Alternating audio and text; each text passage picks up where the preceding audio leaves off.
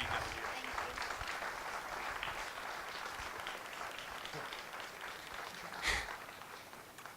Wow, this is just so amazing. And well, first I want to say good evening, everybody. And this is so amazing how my first really big event for the Sadie Keller Foundation is right here. And I can't believe it's for my foundation. And it like makes me feel like I'm at something different. And I can't believe that my foundation has grown this much. And thank you all so much for coming, and I hope you all have a really fun time tonight. And first off, I want to talk about a little bit about my story and what I've been through. So I was diagnosed with acute lymphoblastic leukemia on February 25th, 2015, when I was 7 in the 2nd grade. I didn't even know what cancer was, so that made it even scarier. Because when you're a child, you're supposed to just play and not know about all these things that grown-ups know. And I knew that if you had cancer, there was a possibility that you could pass away, which no kid wants to have that kind of disease that could have you pass away. And that's why these kids really need our help.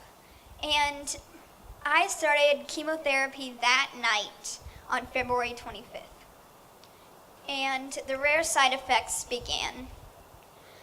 I've always gotten the very rare side effects that aren't on the side effect sheet, which was really scary. I had after a few days I was diagnosed, I got an infection in my left shoulder, which led to my port where I get my chemo through, which led them to have to remove my port, and now I have a scar that will be there for the rest of my life, which looks like I was shot. And I had to get it packed twice a week, and it felt like metal was being shoved into my body. It hurt so bad, and they couldn't close it because the infection would have just stayed there, and I wouldn't have gotten better. And I got something called methotrexate neurotoxicity. Did you get that? Methotrexate neurotoxicity. No 11-year-old should know that word or know how to pronounce it. Yeah, and it gave me stroke-like symptoms, and it was caused from the methotrexate put into my spine.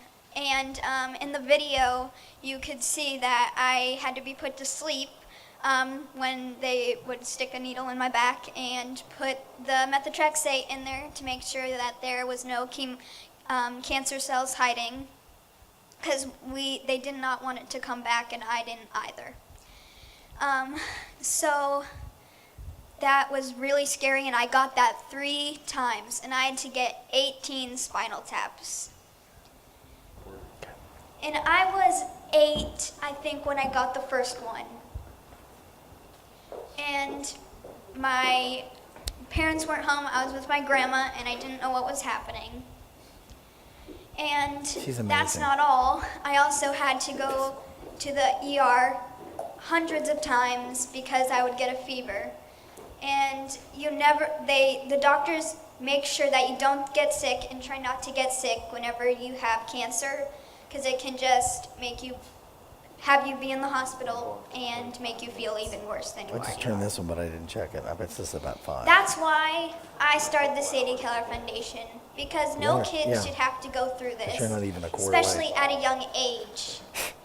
And that's why I started all these 4 campaigns with Sadie Slay, and how I started that in the first year. And it's one of my favorite things to do. We've already started it, and my goal this year is 12,000, because I usually round it every year, but 20,000 would be a lot.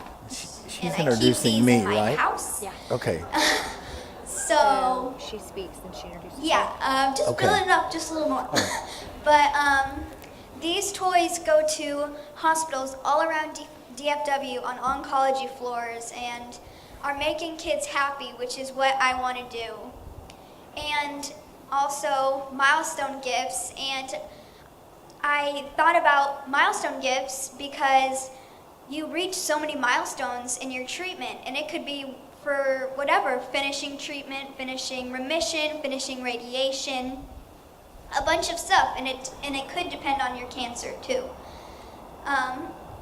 So milestone gifts are also one of my favorites. I love everything and doing everything.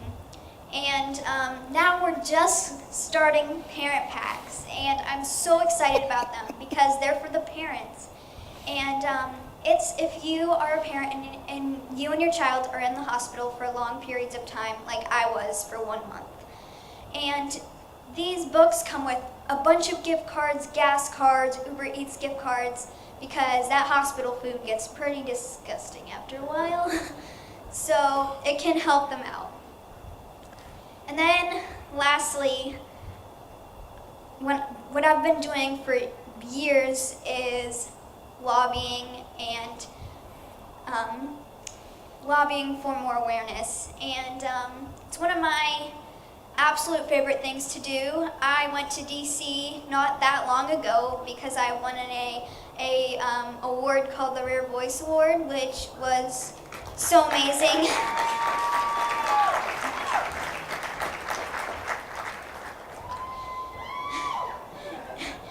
And it was really amazing, and I went to something called Cure Fest every year, and it's 2 days, and it's where everybody all the cancer community just comes together and fights for childhood cancer, and it's really important. And I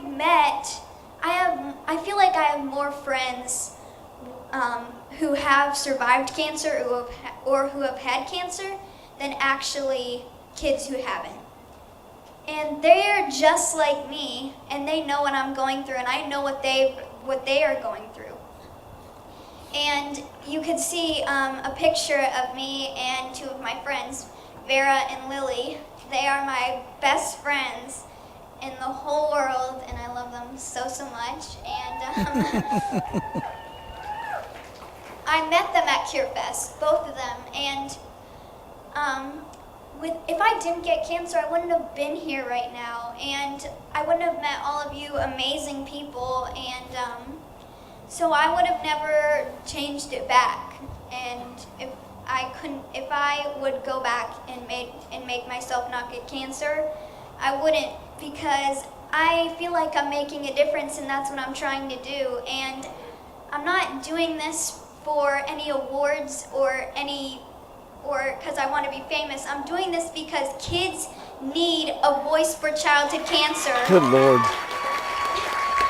She's amazing. And that they need our help because we need more voices.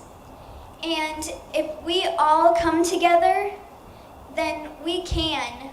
And it really doesn't matter what you believe in or how old you are. You can do whatever you need to fight for what you believe in, and together we can make a difference.